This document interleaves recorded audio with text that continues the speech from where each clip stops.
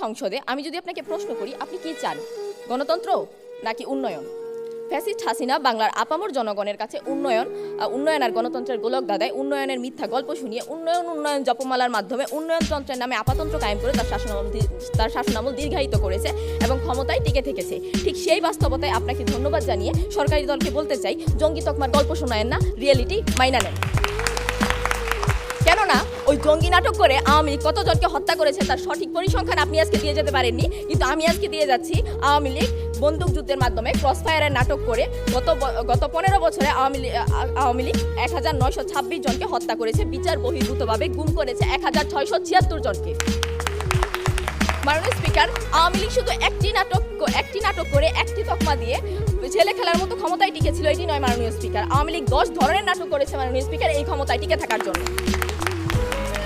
দেখুন মাননীয় স্পিকার, বিগত 16 বছর আওয়ামী লীগ শাসক গোষ্ঠী উন্নয়নের গল্প শুনিয়ে মুখে ফেনা তুলে ফেলেছে।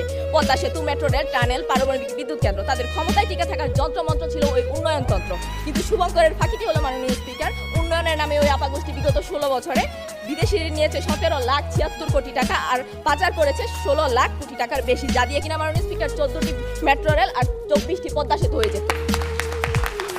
মাননীয় স্পিকার, উইলসন সেন্টারের প্রক্ষেপণ বলছে শেখ হাসিনা গণতন্ত্রের বিকল্প হিসেবে উন্নয়নের বয়ান দিয়ে তার শাসনামল দীর্ঘায়িত করেছে। হ্যাঁ মাননীয় স্পিকার, আমরাও কিন্তু ঠিক সেটিই বলছি। দেশকে জঙ্গি তকমা নয়, বরং উন্নয়নের গল্প শুনিয়ে মুক্তিযুদ্ধের বিকৃত চেতনা, নির্বাচনী ব্যবস্থা, বিচার ব্যবস্থা, পুলিশ প্রশাসনকে হাতিয়ার করে ক্ষমতায় টিকেছিল ওই আওয়ামী শাসক গোষ্ঠী।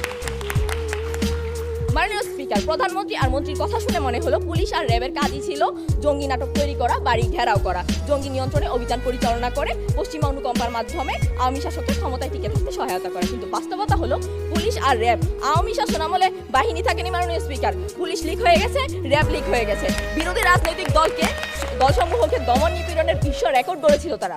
আওয়ামী লীগের মূল রাজনৈতিক পুঁজি ছিল মুক্তিযুদ্ধের চেতনা। এই চেতনা বিক্রি করে তারা বিরোধী দলকে দমন করেছে, ক্ষমতায় টিকে থেকেছে। আওয়ামী লীগের দ্বিতীয় টানকারটি ছিল মাননীয় স্পিকার সংখ্যালঘু গেম খেলা। ভারত আর পশ্চিমাদের ইসলাম ফোবিয়ার ফায়দা হাসিল করতে দৃশ্যপটে সংখ্যালঘু নিরাপত্তার অসাম্প্রদায়িকতার অপকৌশলে এক ডিলে 2 পাখি মেরেছে আওয়ামী লীগ। বিরোধী মতকে দমন করতে পেরেছে, মিথ্যা ট্যাগের রাজনীতি করতে পেরেছে, আর ক্ষমতা টিকে থাকার জন্য হাতিয়ার বাড়াতে পেরেছে সংখ্যালঘু ইস্যু।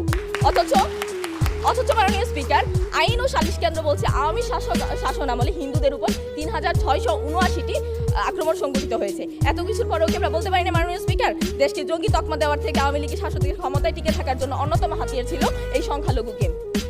মাননীয় স্পিকার, আওয়ামী শাসকরা ক্ষমতায় টিকে থাকতে বিরোধী দলের 50 লাখের বেশি নেতাকর্মীর বিরুদ্ধে মামলা দায়ের করেছে, রাজাকার ট্যাগ দিয়ে বিচারের নামে প্রহসন করেছে, ফাঁসিতে ঝুলিয়েছে। প্রতিপক্ষ জঙ্গি তকমায় কতটি মামলা ছিল আর কতজনকে ফাঁসি দেওয়া হয়েছে তা আজকে সংসদে বলে যাবেন এবং জাতির কাছে পরিষ্কার করে যাবেন।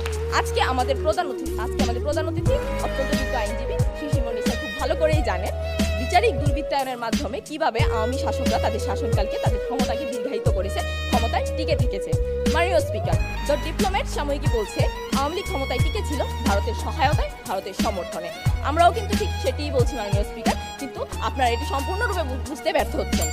মাননীয় স্পিকার, ওই শকুনেরা যেন আর ক্ষমতায় আসতে না পারে, সোনার বাংলাকে শ্মশান না করতে পারে, তাই আজকের প্রস্তাবের সংকীর্ণতা স্বীকার করতে হবে, প্রস্তাবটি বর্জন করতে হবে। এই সত্যকে প্রতিষ্ঠিত করতে হবে যে কেবল জঙ্গিবাদ তকমা নয়, আওয়ামী লীগ শাসকদের টিকে থাকার হাতিয়ার ছিল ভারতের সমর্থন, মুক্তিযুদ্ধের বিকৃত চেতনা, উন্নয়নের মিথ্যা গল্প, নির্বাচন কমিশন, বিচার বিভাগ, পুলিশ প্রশাসন সহ ব্যবসায়ীদের সমর্থন, মুক্তিযুদ্ধের চেতনার